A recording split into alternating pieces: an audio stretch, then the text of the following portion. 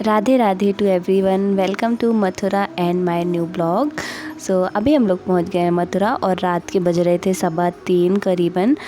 हम लोग ने फिर सोए नहीं और यहाँ पे स्टेशन में नाइट स्टे किया, मतलब 1-2 घंटे। क्या कर रहे हैं? चलो जल्दी। बाय, आओ जल्दी, यहाँ है। एंड 1 आध घंटे रेस्ट करने के बाद हम लोगों ने एक क्लॉक रूम सर्च किया जो कि पे एंड यूज़ था, यहाँ पे मथुरा स्टेशन में ही था। क्योंकि उतना टाइम हम लोग कोई होटल नहीं ले सकते थे और कोई मतलब भी नहीं था मॉर्निंग में होटल लेने से। तो यहाँ पे ये वॉशरूम था, बढ़िया था, साफ़ सफाई। इसमें 30 रुपये आप लोग पे करके बढ़िया नहा सकते हो एंड फ्रेश वगैरह। तो हम लोग यहाँ से बढ़िया रेडी वेडी होके एंड तैयार होने में थोड़ा टाइम लग गया था। और तो हम लोग यहाँ पे 4 बजे आ गए थे एंड देन नहाया और तैयार व्यार होके 5:30 बजे अराउंड निकल गए थे हम लोग मथुरा के लिए। मथुरा में कृष्ण जन्मभूमि है जो वहाँ पे। और सुबह स्टेशन का माहौल कुछ ऐसा था, इतना उजेला हो गया था। 5:30 बजे थे और अभी सच में मुझे खुद लग रहा था यार 5:30 बजे इतना ज़्यादा उजेला, लेकिन हो गया था। एंड देन हम लोग निकल गए श्री कृष्ण जन्मभूमि के लिए। यहाँ पे शेयरिंग ऑटो ही हम लोग ने लिया था क्योंकि हम लोग को पूरी जगह नहीं देखनी थी। एंड ये 20 रुपये पर पर्सन पे मथुरा स्टेशन से इन लोग ने ड्रॉप कर दिया था कृष्ण जन्मभूमि तक। सुबह की ठंडी ठंडी हवा माहौल करते हुए, एक्सपीरियंस करते हुए हम लोग निकल गए थे श्री कृष्ण जन्मभूमि के लिए। एंड ये मेरी दीदी के छोटू छोटू से बच्चे हैं, ये गुंजन एंड सक्षम। हम लोग सब बढ़िया गए थे। लोग मस्ती कर रहे थे ऑटो में कि साइड में बैठना, साइड में। तो बढ़िया, देखो कितने क्यूट लग रहे हैं गोलू मोलू से। अभी तो इन लोग बहुत खुश थे कि हाँ चलो घूमने जा रहे हैं हम लोग। एंड देन यहाँ कृष्ण जन्मभूमि के कैंपस में इन्होंने उतार दिया था। एंड देन हम लोग वहाँ पे गए, कुल्हड़ चाय वगैरह, क्योंकि वहाँ से फ्रेश होके आए थे। कुछ खाया नहीं था, स्टेशन के आसपास ना कुछ भी खाने की जगह नहीं है, कुछ खाने नहीं मिलता वहाँ से। आप यहाँ जब आएंगे तभी आपको खाने पीने की चीज़ें मिलेंगी। तो सुबह हम लोग ने बढ़िया चाय पी, नाश्ता वगैरह किया। एंड देन उसके बाद हम लोग यहाँ से निकले थे नाश्ता चाय करने के बाद। वो स्टूल धो रही है अपना खुद से। और यहाँ पे कुल्हड़ चाय तो बहुत ही टेस्टी थी, इतनी टेस्टी चाय, मतलब मैं कह के क्या बताऊँ। आप खुद एक्सपीरियंस करना अगर आप जा रहे हो ना, तो मथुरा की चाय मुझे बहुत अच्छी लगी।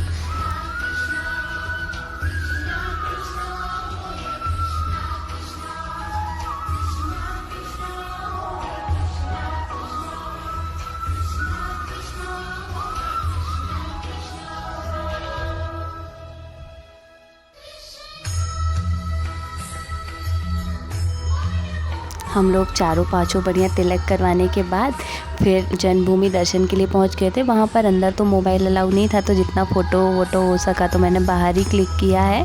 एंड यहाँ पे बैग वगैरह रखने की बहुत अच्छी व्यवस्था है। आपको बस 10 रुपये पर बैग का लगता है। आप बढ़िया वहाँ पे अपना बैग रखो, बहुत सेफ़ एंड सिक्योर रहेगा। और यहाँ पे बैठने के लिए पेड़ों की छाँव में बहुत अच्छा कदम के पेड़ लगे हुए हैं, बहुत शांति थी यहाँ पे। तो सच में इतना अच्छा लग रहा कि वहाँ आप जाओगे ना तो वहाँ से आपका रिटर्न होने का मन नहीं करेगा। तो हम लोग ने यहाँ पे बैठे थे, काफ़ी देर टाइम स्पेंड किया। देन निकल गए थे गोकुल के लिए। गोकुल बढ़िया यमुना नदी के साइड में ऑटो करके गए थे। यहाँ से ऑटो का चार्ज लगा था 300 रुपीज़, क्योंकि 15 to 16 किलोमीटर है गोकुल मथुरा से। एंड यहाँ पे नंद बाबा जी के घर के दर्शन किए।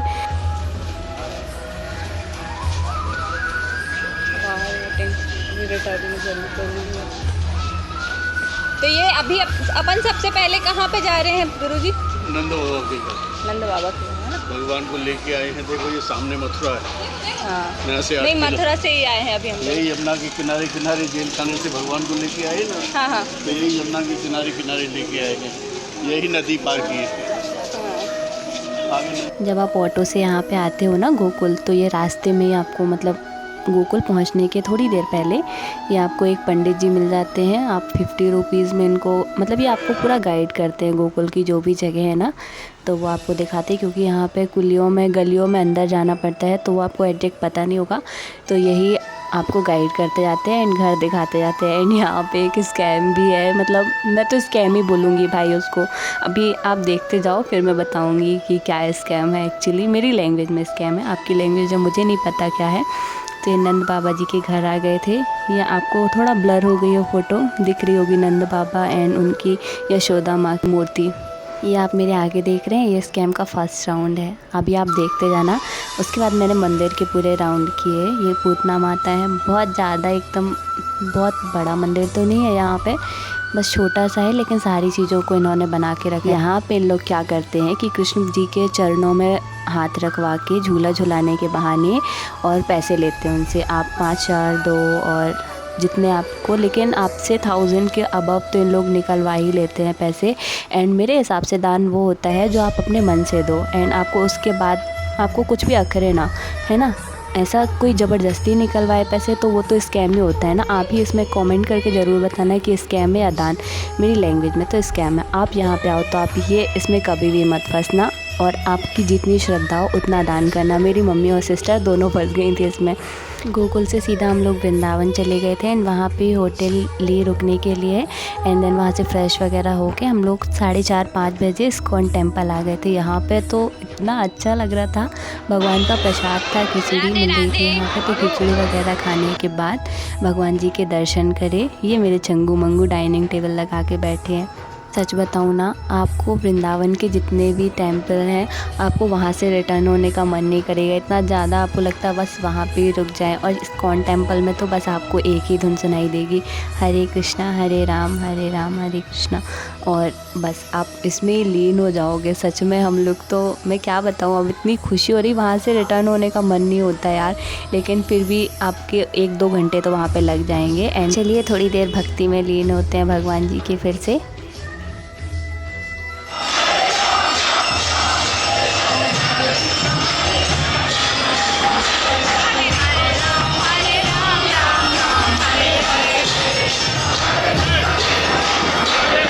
इस्कॉन टेम्पल अच्छे से विज़िट करने के बाद, पूरा घूमने के बाद, वीडियोस और जितनी फ़ोटोज़ वगैरह निकालनी थी वो सब करने के बाद हम लोग को फिर भी 7 बज गया था। एंड देन हम लोग निकल गए थे बांके बिहारी। 7 बजे तो वहाँ पे बहुत ज़्यादा भीड़ हो जाती है बांके बिहारी में। और मैं आप ना एक बात लिख के ले लीजिए, अगर आप बांके बिहारी टेम्पल जाएंगे ना तो वहाँ तो आप मतलब रो के ही आएंगे। इतना आप जैसे ही प्रभु के दर्शन करते हैं ना, आंसू अपने आप ही निकलते हैं, रुकते ही नहीं हैं बिल्कुल। वहाँ के भगवान की छवि ऐसी है, आप वो 2 मिनट भी नहीं देखने देते, लेकिन आप जैसे देखोगे ना उनको, यार सीरियसली आप देखते ही रह जाओगे भगवान जी को।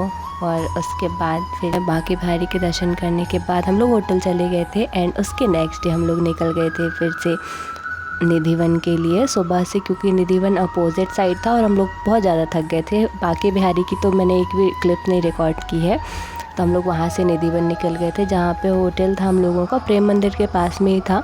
और निधिवन में 6:30 के बाद एंट्री बंद हो जाती है, तो शाम को तो जा नहीं सकते वहाँ पे, तो इसलिए हम लोग ने बांके बिहारी के बाद होटल में रेस्ट किया। एंड उसके नेक्स्ट डे सुबह निकल गए थे बढ़िया चाय वाय पीने के बाद। और यहाँ निधिवन में आप जाके देखोगे ना तो सच में सबसे पहले आपको जो प्रो टिप है, आप तो बंदरों से सबसे ज़्यादा सावधान रहना, क्योंकि मेरी मम्मी का चश्मा निकाल के ले गए थे बंदर और बड़ी मुश्किल से दिए थे। अगर आप जा रहे हो तो बंदरों के लिए कुछ ले लेना, या तो फ्रूटी या चने, ऐसा कुछ कुरकुरे वगैरह कुछ आप ले लेना उनके लिए, नहीं तो आपका सामान छुड़ा के ले जाएंगे, फ़ोन, चश्मा और बैग जो भी आपके पास है।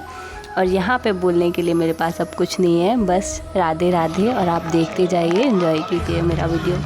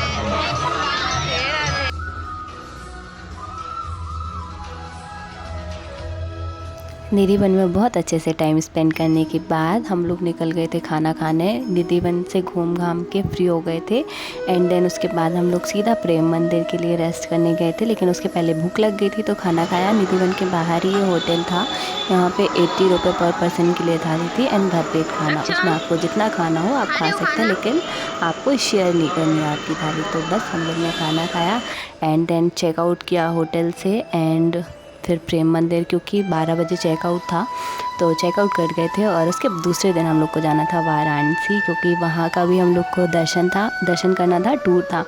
तो हम लोग ने प्रेम मंदिर के बाहर ही थोड़ी देर बैठ के 1-2 घंटे वेट किया, क्योंकि प्रेम मंदिर 4 बजे खुलता है एंड 12 बजे बंद हो जाता है एंड चेकआउट हो गया था हम लोगों का 12 बजे। तो 2-3 घंटे हम लोग ने प्रेम मंदिर के बाहर स्पेंड किए एंड देन जैसे ही मंदिर खुला तो हम लोग बस चले गए थे प्रेम मंदिर दर्शन करने के लिए। धूप काफ़ी तेज़ थी, लेकिन यहाँ जो देखने के बाद शांति मिली ना अंदर से, तो वो धूप से कहीं गुना मैं क्या बताऊँ कितना अच्छा लग रहा था।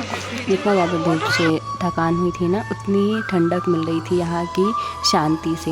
इतनी ज़्यादा पब्लिक होने के बाद भी यहाँ पे मतलब इतना सुकून है ना प्रेम मंदिर में, अब कह के नहीं बताया जा सकता। बस सब राधे राधे है।